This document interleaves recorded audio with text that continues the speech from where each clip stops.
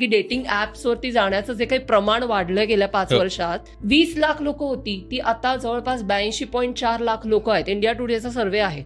हा सर्व्हे 2023-24 आहे. म्हणजे आतापर्यंत माझ्या मते 100 लाख लोक डेटिंग ऍप्सवरती गेलेली असणार आहेत.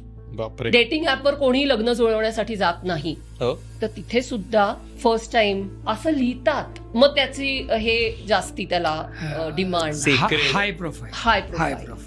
त्यामुळे ते जे काही व्हर्जिनिटीचा जो काही भूत आहे ना, ते फार विचित्र पद्धतीने आपल्या समाजाच्या मानगुटीवर बसलेला आहे. पण मला असं वाटतं बरं का, की ओव्हरऑलच ह्या सेक्शुअल ऍक्ट विषयीचेच फार गोंधळ आहे. मी जेव्हा इथे पुण्यामध्ये आलो प्रॅक्टिस करण्याकरता, त्यावेळेला मला असं वाटलं होतं की अरेच्या बहुधा इथे खूपच आता मेट्रो वातावरण आहे आणि त्यामुळे खूपच छान म्हणजे एक्सपोजर आहे, तर कदाचित मला या पद्धतीचे क्लायंट्स सेक्शुअल डिस्फंक्शनचे किंवा असे मिळतील. पण मला एक्झॅक्ट अपोजिट पण 50% क्लायंट्स आहेत who do not know what to do, what not to do आणि हाऊ टू डू.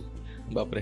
म्हणजे ही दोन टोकं समाजामध्ये आहेत. आणि त्यामुळे एक भाग असा आहे की इकडे आपण व्हर्जिनिटी विषयी बोलतोय आणि एक भाग असा आहे की जिथे सांगावं लागतंय की अरे हे असं असतं, हे करावं लागतं, यासाठी थोडंसं असं कर, हे सांगावं लागतं.